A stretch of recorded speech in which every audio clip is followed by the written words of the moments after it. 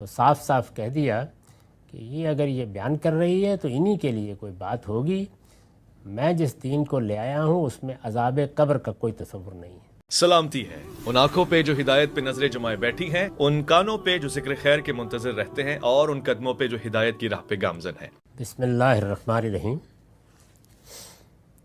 یہ عمرہ بنت عبد الرحمن کی ایک روایت پڑھنے والے ہیں، یہ مسند احمد سے لی گئی ہے، اس کا رقم ہے 24,268۔ یہ میں بتا چکا ہوں کہ یہ روایات عذاب قبر سے متعلق ہیں۔ ہمارے ہاں چونکہ عام طور پر یہ بات کہی بھی جاتی ہے اور اس میں بہت سی داستانیں لوگوں کے ہاں عام ہیں، تو اللہ تعالیٰ کے پیغمبر کی نسبت سے جو کچھ روایتوں میں بیان ہوا ہے یہ ہم اس کا مطالعہ کر رہے ہیں۔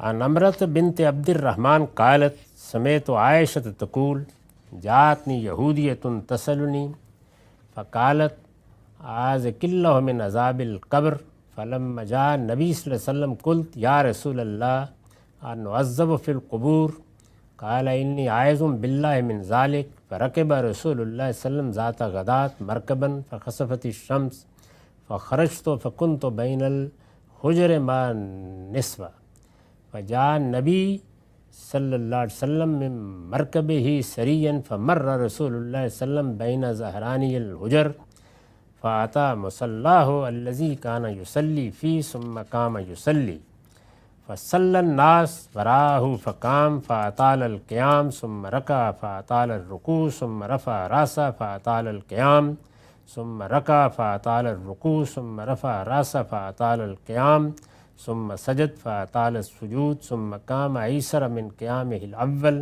ثم ركع أيسر من ركوعه الأول ثم قام أيسر من قيامه الأول ثم ركع أيسر من ركوعه الأول ثم سجد أيسر من سجوده الأول، فكانت 4 ركعات و4 سجدات، فتجلت الشمس فلما انصرف قعد على المنبر فقال فيما يقول۔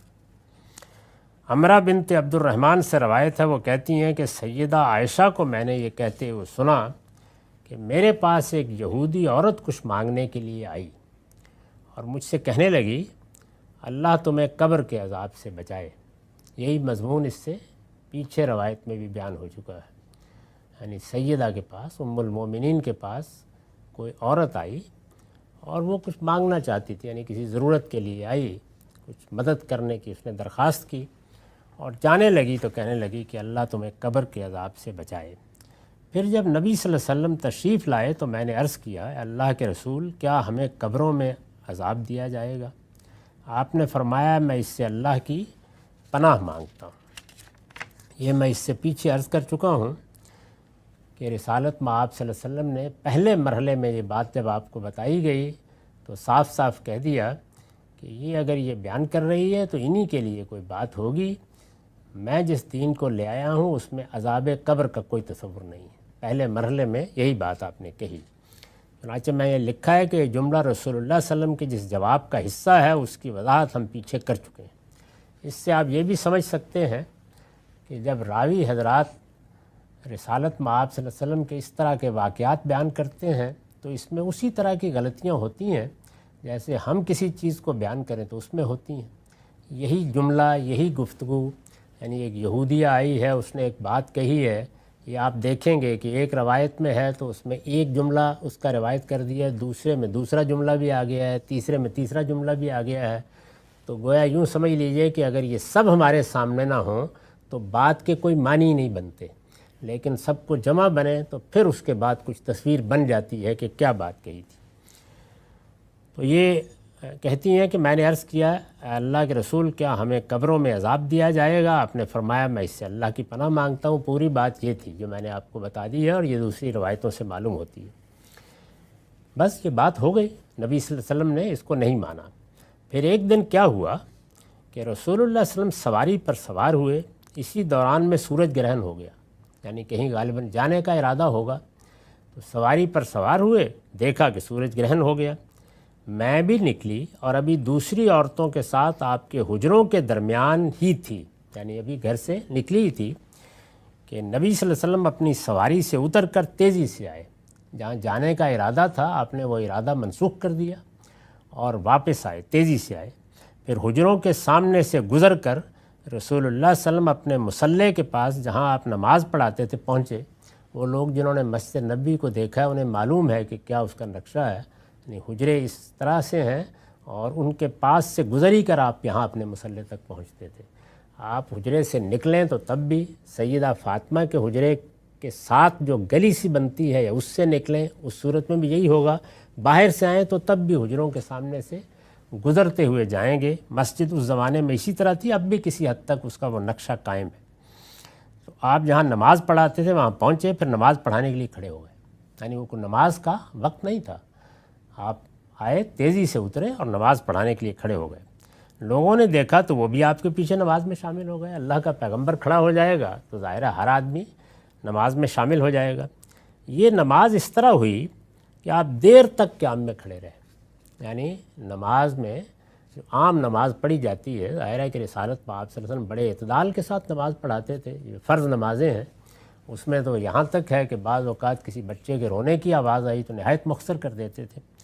تو آپ دیر تک کھڑے رہے اور کافی دیر کھڑے رہنے کے بعد پھر آپ نے رکوع کیا، تو کافی دیر تک رکوع ہی کی حالت میں رہے۔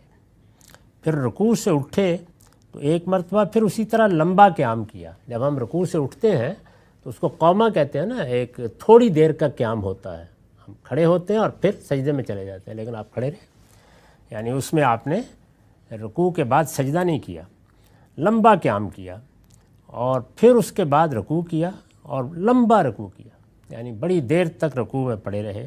پھر سر اٹھایا اور قومیں بھی دیر تک کھڑے رہے، یعنی پھر بھی سجدے میں نہیں گئے۔ دوبارہ رکوع کیا، نماز میں رکوع ایک ہی بار کیا جاتا ہے، دوبارہ کیا اور پھر کھڑے رہے۔ پھر سجدہ کیا اور کافی دیر تک سجودی میں رہے۔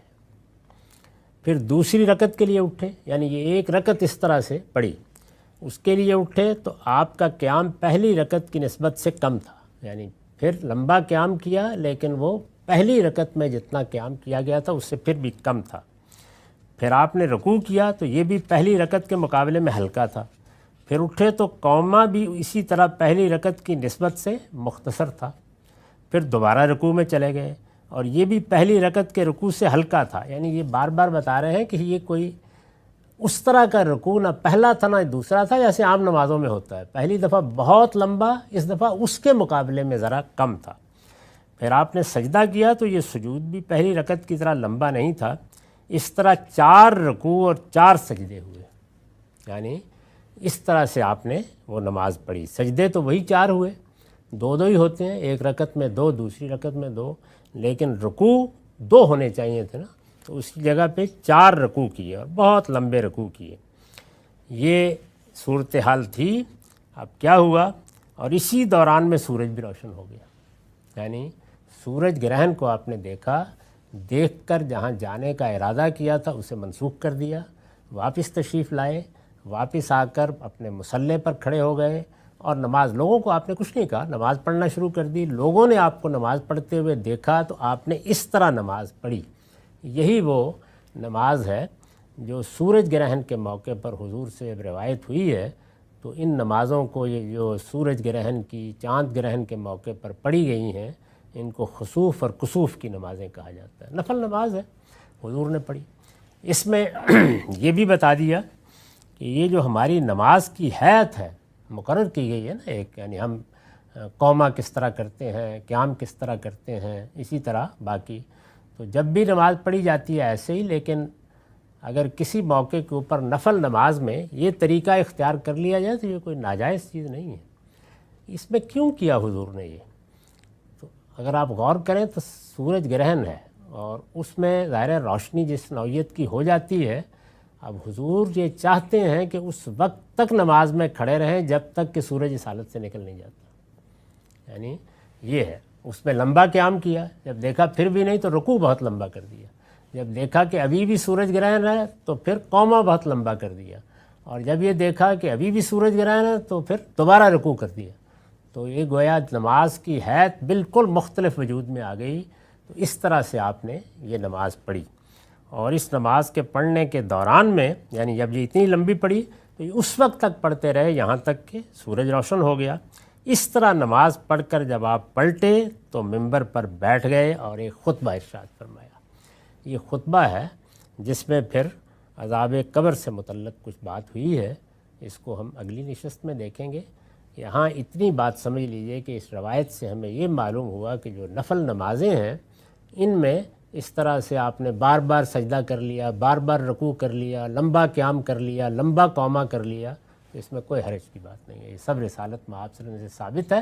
البتہ فرض نماز میں بالکل اسی حیت کی پیروی ہوگی، اسی طریقے کی پیروی ہوگی جو حضور نے عام طور پر قائم رکھا ہے۔ تو نفل نمازیں میری آپ کی اپنی نمازیں ہیں، ان کے معاملے میں اس طرح کی کوئی پابندی نہیں ہے۔ اللہ کو یاد کرنا ہے، البتہ رکوعی ہوگا، سجدہی ہوگا، قیامی ہوگا، اپنی طرف سے کوئی چیز ایجاد نہیں کی جائے گی۔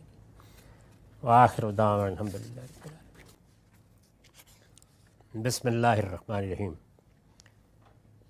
ہم مسند احمد کی ایک روایت کا مطالعہ کر رہے ہیں جس کا رقم ہے 24,268۔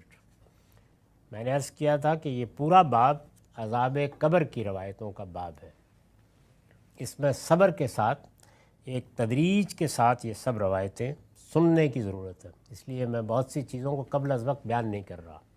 اصول میں ہم یہ بتا چکے ہیں کہ جب بھی کوئی چیز رسالت مآب صلی اللہ علیہ وسلم سے اس طرح پہنچے گی، اس طرح پہنچے گی سے مراد کیا ہے؟ قرآن مجید اللہ کے پیغمبر نے ہم کو پہنچایا، بلاغ مبین کیا، ایک ایک شخص کے ہاتھ میں دیا، وہ اجماع اور تواتر سے منتقل ہو گیا، وہ اللہ کی کتاب ہے۔ سنت جاری کر دی، مسلمانوں نے اس کو بھی اپنے اجماع اور تواتر سے نسلاً بعد نسلاً منتقل کیا، کر رہے ہیں، اس پر ان کا پورا علم بالکل روشنی میں کھڑا ہے۔ وہ یہ پورا دین ان دونوں چیزوں میں مکمل ہو گیا۔ اس کی تکمیل کے بعد اعلان کیا گیا کہ الیوم اکملت لکم دینکم واتممت علیکم نعمتی ورضیت لکم الاسلام دینا۔ میں اب دنیا سے جا رہا ہوں، یہ دین اکمال کو پہنچ گیا، اللہ نے جو نعمت تمام کرنی تھی وہ ہو گئی، اب تمہارے لیے اللہ کا یہی دین ہے قیامت تک، اور اللہ نے اسی کو پسند کیا ہے۔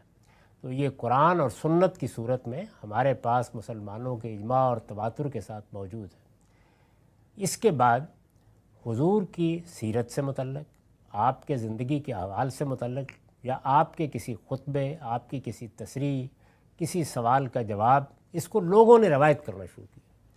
یہ جو چیزیں ہیں ان کو اخبار احاد کہتے ہیں علم کی اصطلاح میں، اور عام گفتگو میں ہم کہتے ہیں حدیثیں، احادیث۔ یعنی یہ کیا ہے؟ یہ رسالت مآب صلی اللہ علیہ وسلم کے زمانے کی تاریخ ہے۔ یعنی اگر تاریخ رسول اللہ کے حوالے سے بیان ہوگی تو اس کے لیے حدیث، اگر صحابہ کے حوالے سے بیان ہوگی تو آثار، اور اگر بعد میں عام لوگوں کے حوالے سے ہوگی تو تاریخ۔ تو ہمارے ہاں یہ اصطلاحات اس طرح بولی جاتی ہیں۔ تو یہ جو تاریخی روایات ہیں حضور کے بارے میں، اس میں یہ ایک واقعہ بیان کیا گیا ہے۔ اس میں جب واقعہ بیان کیا جاتا ہے تو ظاہر ہے کہ راوی حضرات اس میں بعض چیزیں حذف کر دیتے ہیں، بعض کی تعبیر غلط کر ڈالتے ہیں، تو سب کچھ سامنے رکھ کے اس کو دیکھنا پڑتا ہے۔ میں اس سے پہلے عرض کر چکا کہ اس کو دیکھتے وقت کچھ چیزیں تو وہ ہیں جو روایت کے بارے میں تحقیق کی جاتی ہیں، کون ہیں، کنہوں نے روایت کی ہے، کہاں پائے جاتے تھے، ان کی آپس میں کوئی ملاقات کا بھی امکان ہے یا نہیں، تاریخی صورتحال کیا ہے، حافظہ کیسا تھا، کردار کیسا تھا، یہ سب چیزیں دیکھی جاتی ہیں۔ اس کے بعد پھر ہم یہ دیکھتے ہیں کہ اللہ کی کتاب اور سنت میں جو دین دیا گیا اس سے کیا تعلق ہے ان کا۔ تو میں نے یہ عرض کر دیا اس سے پیچھے جو روایتیں سنائی گئی ہیں کہ رسالت مآب صلی اللہ علیہ وسلم نے اولاً تو جیسے ہی اس یہودیہ نے یہ بات کی اور سیدہ عائشہ نے آپ کو بتایا کہ یہ بیٹھی ہوئی تھی میرے پاس، یہ بتا رہی تھی یہ قبر میں عذاب ہوگا، حضور نے شدت سے انکار کر دیا، کوئی امکان ہی نہیں ہے، یعنی عذاب قبر وہ کیوں، اس کی وجہ کیا ہے؟ آپ پورے قرآن کو پڑھ جائیے، اس میں اس کا ذکر نہیں آتا۔ ایک مقام ہے سورہ مومن میں جہاں اللہ تعالیٰ نے اس کی طرف اشارہ کیا ہے۔ تو میں نے یہ عرض کیا ہے کہ یا تو وہ سورہ اس وقت تک نازل نہیں ہوئی تھی، یہ مانا جائے، یہ اس لیے ماننا ممکن نہیں کہ یہ گفتگو مدینے میں ہو رہی ہے، مکے میں نہیں ہے، اور سورہ اپنے مضمون سے بتا رہی ہے کہ وہ مکے میں نازل ہو چکی ہے۔ تو اس لیے صاف معلوم ہوتا ہے کہ اس سورہ میں چونکہ یہ بات اشارے کے طور پر ہے اور ایک خاص محل میں ہے، تو حضور نے اس کو اسی سے متعلق یا تو سمجھا ہے یا صاحب ہوا ہے، یعنی اس وقت نگاہ میں نہیں رہی سورہ، اور یہ بالکل معمول کی بات ہے۔ تو اس پر آپ نے بڑا سخت تبصرہ کیا اور سیدہ سے کہا کہ انہی لوگوں کو ہوگا پھر یہ باتیں اس طرح کی بیان کرتے ہیں، پہلے بھی خدا پر جھوٹ باندھتے رہے ہیں، اب بھی کوئی قصہ سنا کے چلی گئی ہے تمہیں، بڑا سخت تبصرہ ہے۔ لیکن اس کے بعد آپ تشریف لائے اور آپ نے کہا کہ مجھے بتا دیا گیا ہے کہ اس میں میری رائے صحیح نہیں تھی، عذاب تو ہوگا۔ تو یہ میں آپ کو سنا چکا ہوں۔ اب ظاہر ہے کہ قرآن مجید میں چونکہ یہ اشارہ موجود ہے، وہ کیا اشارہ ہے؟ وہ یہ ہے کہ فرعون پر اللہ کے پیغمبر موسیٰ نے حجت تمام کر دی، اس کے لیے دنیا ہی میں فرعون اور اس کے سرداروں کے لیے، آل فرعون جن کو کہا جاتا ہے، یہ میں یہاں توجہ دلا دوں، ویسے میں اس پر تفصیل سے گفتگو بھی کر چکا ہوں کہ سیدنا موسیٰ علیہ السلام کی بعثت اپنی قوم کی طرف تھی اور فرعون اور اس کے سرداروں کی طرف تھی، قبطی قوم یا مصری قوم کی طرف وہ مبعوث نہیں ہوئے، ان پر یہ ذمہ داری نہیں ڈالی گئی۔ تو آل فرعون پر دنیا میں عذاب آیا، اللہ تعالیٰ نے ان کو غرقاب کر دیا۔ ان کے بارے میں سورہ مومن میں یہ کہا ہے کہ اب وہ جہاں ہیں، یعنی ظاہر ہے کہ دنیا سے رخصت ہو چکے ہیں، وہ جہاں ہیں ان کا ٹھکانہ یعنی ان کا انجام کیا ہے؟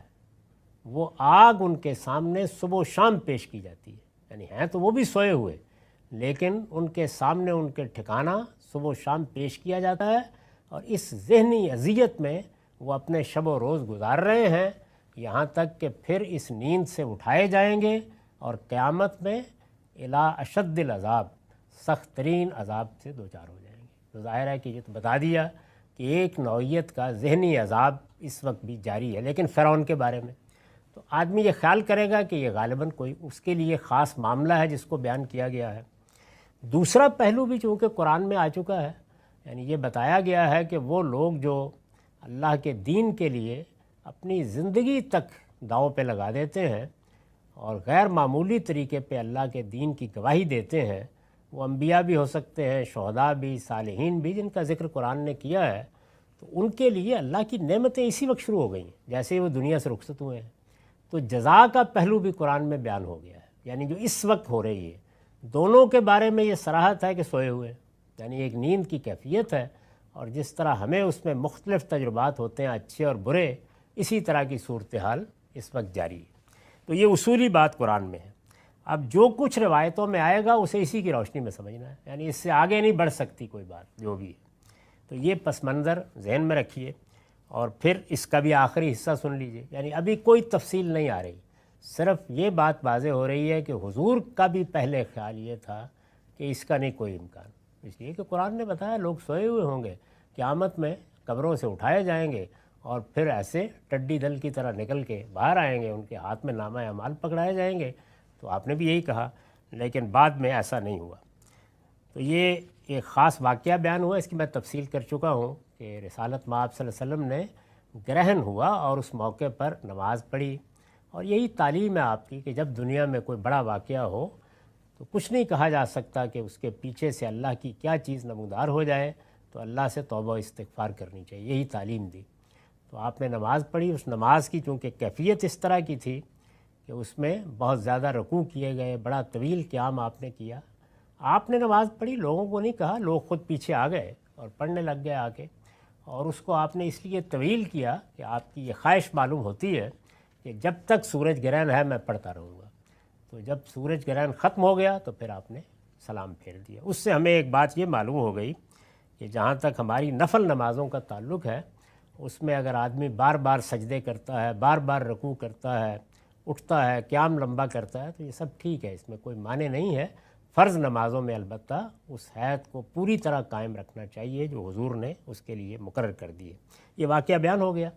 آخر میں اب جو کچھ فرمایا ہے اس میں یہ ہے کہ خطبہ دیا، جب سورج گرہن ختم ہو گیا تو فلم منصرفہ قعد علی المنبر، اس کے بعد لوگ جمع ہو گئے ہوئے تھے، تو حضور ممبر پر بیٹھ گئے اور فرمایا انکم تفتنون فی القبور کفتنۃ الدجال ثم امرهم ان یتعوذوا من عذاب القبر قالت فسمعته بعد یستعیذ باللہ من عذاب القبر وعنها فی لفظ ان النبی صلی اللہ علیہ وسلم کان یستعیذ باللہ من عذاب القبر ومن فتنۃ الدجال وقال انکم تفتنون فی قبورکم۔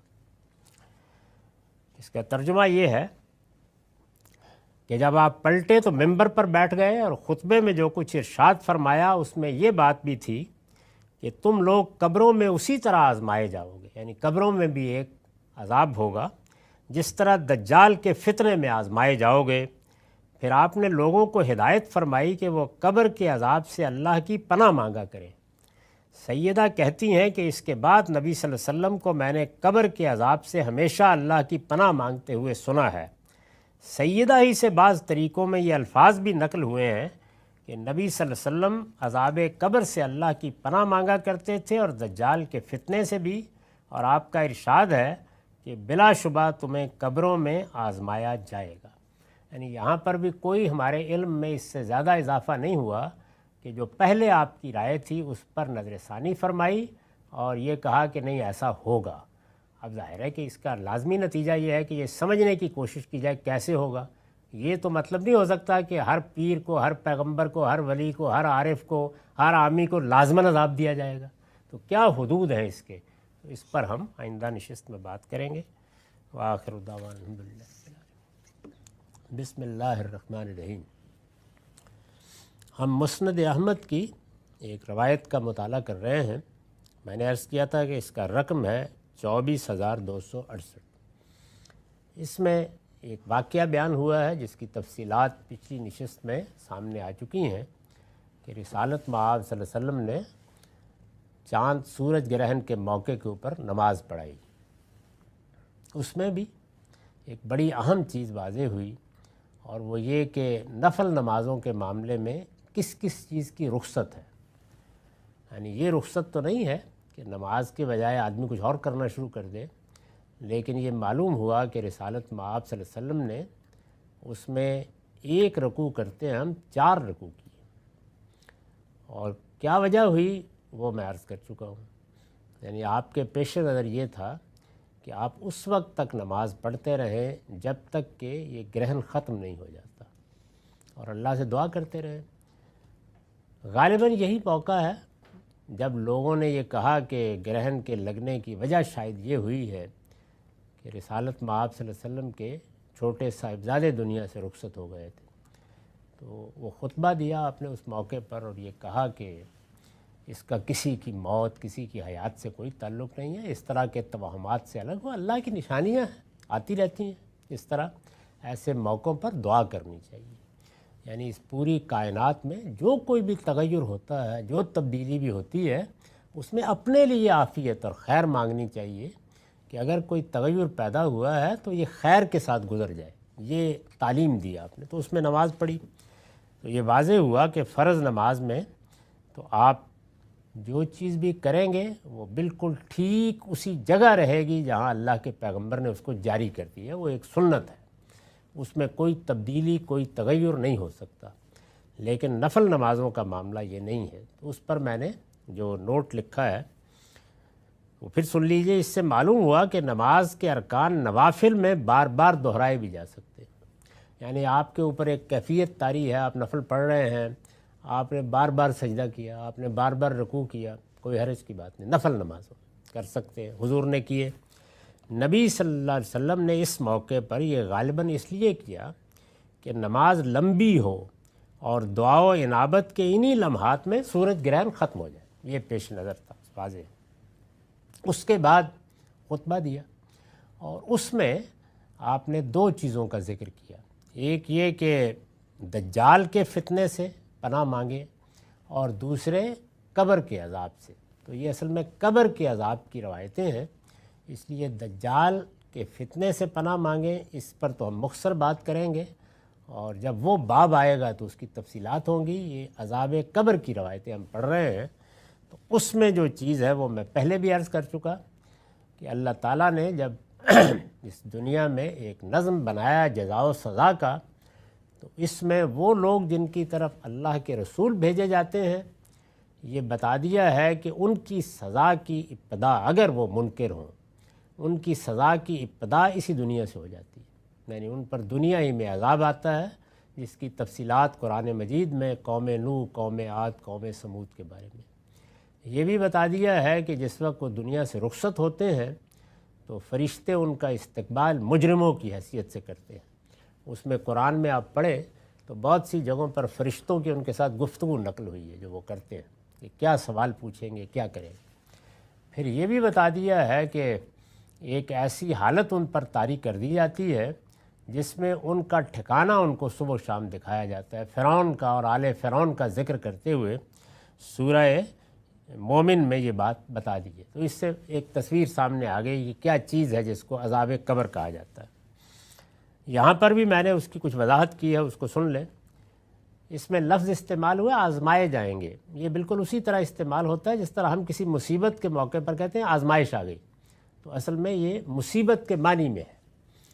یہ آزمائش یا تکلیف ظاہر ہے کہ انہی کو ہوگی جو اس کے مستحق ہوں گے، یعنی فرمایا نا کہ تم قبروں میں اس امتحان سے گزرو گے، یہ مصیبت آئے گی قبروں میں، تو کن پہ آئے گی؟ یعنی میں نے عرض کیا تھا کیا پیغمبروں پہ آ جائے گی، کیا صالحین پہ آ جائے گی؟ انہی کو ہوگی جو اس کے مستحق ہوں گے۔ یعنی جس طریقے سے اس دنیا میں جزا و سزا کا قانون عدل پر مبنی ہے، ایسے ہی وہاں بھی ہوگا۔ یعنی پیغمبروں کے جو مخاطبین ہیں ان میں ان لوگوں کو بچا لیا جاتا ہے، وہ کشتیوں میں سوار کر کے نکال لیے جاتے ہیں۔ جو ماننے والے ہیں عذاب کن پر آتا ہے؟ انہی پر آتا ہے جو اس کے مستحق ہوتے ہیں، جو اس کے مستحق ہوں گے، اور جن کا معاملہ جیسے کہ پیچھے بیان ہوا۔ یعنی دو چیزیں ضروری ہیں، مستحق ہونا اور معاملے کا ایسا واضح ہونا کہ اس کے لیے حساب کتاب کی ضرورت نہ ہو۔ اور جن کا معاملہ جیسے کہ پیچھے بیان ہوا فرعونیوں کی طرح ایسا واضح ہوگا کہ ان کے لیے کسی حساب کتاب کی ضرورت نہیں ہوگی۔ یعنی قبر میں اب جب لوگوں کو سلا دیا جائے گا تو وہ کون لوگ ہیں کہ جن کو ان کا ٹھکانہ دکھایا جائے گا، جن کے لیے یہ اذیت ہوگی، اور جب تک وہ اٹھائے نہیں جاتے یہ اذیت برابر رہے گی۔ وہ کون لوگ ہوں گے؟ تو معلوم ہوا کہ وہ لوگ ہوں گے کہ ایک تو وہ سزا کے مستحق ہوں گے، اور دوسرے یہ کہ ان کی سزا کے لیے یا ان کے جرائم کے لیے حساب کتاب کی ضرورت نہیں ہوگی۔ ان کا معاملہ اسی دنیا میں واضح ہو گیا، صاف ہو گیا، یہ فرعون ہے یا ابو جہل ہے، اس سطح کے لوگ، تو ان کے ساتھ۔ پھر یہ بات بھی قرآن سے معلوم ہوتی ہے کہ جو کچھ بھی ہوگا، یعنی ایک تو یہ معلوم ہوا کہ انہی لوگوں کے ساتھ ہوگا، دوسرے یہ کہ جو کچھ بھی ہوگا بالکل اسی طرح نیند کی سی حالت میں ہوگا جس طرح ہم اپنے خوابوں میں بار بار غمی اور خوشی کی بعض حالتوں سے دوچار ہوتے ہیں۔ یعنی لوگ سلائے جائیں گے اور جیسے ہمیں روزانہ یہ ایک تصویر دکھائی جاتی ہے جب ہم سوتے ہیں، تو یہ بالکل موت کی تصویر ہے۔ اسی طریقے سے جیسے ہم نیند سے اٹھتے ہیں تو نئی دنیا شروع ہو جاتی ہے ہمارے لیے۔ جب اس وقت اٹھیں گے تو ایک نئی دنیا میں آنکھ کھلے گی، اور جس طرح جب ہم سو جاتے ہیں تو زمان اور مکان دونوں سے ماورا ہو جاتے ہیں۔ یعنی اب وقت بھی ختم ہو گیا ہمارے لیے اور مکان کا شعور بھی ختم ہو گیا۔ اس میں معلوم نہیں کیا کیا دنیاؤں میں پھرتے رہتے ہیں، درا حالے کے ہم سوئے ہوئے اپنے بستر پر ہوتے ہیں، اور کتنی دیر تک، چند منٹ بھی بعض اوقات ایسے لگتا ہے جیسے ہزاروں سال میں تبدیل ہو گئے ہیں، اور ہزاروں سال بھی چند منٹ میں گزر جاتے ہیں۔ تو یہ روز ہمیں بتایا جاتا ہے کہ ایسے ہوگا یہ سارا معاملہ جتنا بھی ہے۔ جس طرح ہم اپنے خوابوں میں بارہا غمی اور خوشی کی بعض حالتوں سے دوچار ہوتے ہیں۔ چنانچہ سورہ یاسین معاف کیجیے گا، چنانچہ سورہ یاسین آیت 52 میں فرمایا ہے کہ قیامت کے دن جب لوگ قبروں سے اٹھیں گے تو یہی کہیں گے کہ یا ویلنا من باسنا من مرقدنا، ہائے ہماری بدبختی، یہ ہم کو ہمارے سونے کی جگہ سے کس نے اٹھا دیا ہے۔ غور کیجئے تو برا خواب دیکھ کے اٹھیں یا اچھا، یہی کیفیت ہوتی ہے جب آنکھ کھلتی ہے۔ یعنی اچھا بھی ہو تو آدمی یہی کہتا ہے کہ یہ کس نے بیدار کر دیا، یعنی ہم تو بڑے مزے میں تھے اور کیا چیزیں مل رہی تھیں۔ تو یہی ہوتا ہے۔ اس کے بعد اس روایت کے آخر میں دجال کے فتنے کا بھی ذکر ہے۔ تو میں نے عرض کیا کہ اس پر اس وقت تو تفصیلات بیان کرنے کی ضرورت نہیں ہے کیونکہ یہ باب الگ سے آئے گا، لیکن مختصر چیز یہاں بھی سن لیجئے۔ اس پر حاشیہ ہے، دوسری روایتوں سے واضح ہو جاتا ہے، یعنی یہاں صرف اجمالی ذکر ہے۔ حضور نے فرمایا کہ دجال کے فتنے سے پناہ مانگو، اور حضور بھی مانگا کرتے تھے۔ دوسری روایتوں سے واضح ہو جاتا ہے کہ جو اس شخص کے فتنے کا ذکر ہے جو اپنے مسیح ہونے کا جھوٹا دعویٰ کر کے لوگوں کو فریب دے گا۔ یعنی پیشین گوئی یہ کی گئی ہے، اگر اس سب کی نسبت رسول اللہ کی طرف صحیح ہے تو پیشین گوئی یہ کی گئی ہے کہ آخری زمانے میں کوئی شخص جھوٹا مسیح ہونے کا دعویٰ کرے گا۔ حضرت مسیح کے معاملے میں اس وقت صورت یہ ہو گئی ہے کہ یہود نے ان کو مانا ہی نہیں، ان کے ہاں پیشین گوئی موجود ہے کہ ایک مسیح کو آنا ہے، یہ پیشین گوئی ان کے ہاں موجود ہے۔ مسیح ان کے ہاں اس معنی میں استعمال ہوتا تھا کہ جس وقت کوئی پیغمبر آتا تھا یا بادشاہ تخت پر بیٹھتا تھا تو اس کے سر پر تیل لگا کر مسح کر کے اس کا اعلان کیا جاتا تھا۔ تو یہ پیشین گوئی تھی کہ یہ کنواری کے پیٹ سے پیدا ہوگا اور یہ خدا کا مسیح ہوگا، یعنی یہ خدا کی طرف سے مسح کیا ہوا آئے گا۔ جیسے آپ نے سنا ہوگا نا، بہت سے لوگ کہتے ہیں کہ فلاں کے پیدائشی ختنے ہوئے ہیں، تو یہ صورت تھی ان کے بارے میں، تو اس لیے ان کو المسیح کہا جاتا ہے، حضرت عیسیٰ علیہ السلام کو۔ تو ان کے بارے میں میں نے عرض کیا کہ ایک تو یہ مسئلہ پیدا ہوا کہ یہود مانے ہی نہیں ان کو، وہ انتظار کر رہے ہیں ابھی بھی۔ ان کا نقطہ نظر یہ ہے کہ جس مسیح کو آنا تھا اس نے داؤد کی سلطنت بحال کرنی تھی، ہمارا سیاسی غلبہ قائم کرنا تھا، انہوں نے تو کچھ بھی نہیں کیا، بلکہ ان کو پکڑ کر پھانسی دینے کی کوشش کی گئی، تو اس لیے وہ مسیح نہیں ہو سکتے، وہ انتظار کر رہے ہیں۔ اور دوسری جانب خود مسیحیوں کے ہاں بھی یہ خیال پیدا ہو گیا کہ اگرچہ ان کو ان کے بقول، ان کے خیال کے مطابق صلیب دے دی گئی تھی، لیکن وہ اٹھ گئے تھے اور اب وہ دوبارہ آئیں گے۔ تو یہ دونوں ہی، اسے المسیح الدجال اسی بنا پر کہا گیا، یعنی یہ دجال کا لفظ عام ہو گیا، پوری بات جو حضور نے فرمایا المسیح الدجال، وہ جو مسیح ہونے کا دعویٰ کرے گا اور اس کا دعویٰ جھوٹا ہوگا اور لوگوں کو فریب دے گا۔ یہ بالکل قرین قیاس ہے، اس لیے کہ یہود بھی مسیح کا انتظار کر رہے ہیں، اور مسیح علیہ السلام کی دوبارہ آمد کا تصور مسیحی اقوام کے اندر بھی موجود رہا ہے۔ چنانچہ کسی شخص کا اس طرح کے کسی دعوے کے ساتھ اٹھ کھڑا ہونا کسی طرح بھی مستبد نہیں ہے، دونوں قومیں انتظار کر رہی ہیں، تو ہر وقت اس کا امکان ہے کہ کوئی شخص اٹھے اور فریب دینے میں کامیاب ہو جائے۔ یہ دجال کا لفظ یہ بتاتا ہے کہ فریب دینے میں کامیاب ہو جائے گا بڑی حد تک، ایمان والے اور سچی بصیرت والے ہی بچیں گے۔ تو خیر یہ روایات ابھی جاری ہیں، اگلی نشست میں ان کا مطالعہ کریں گے۔ وآخر دعوانا الحمدللہ رب العالمین۔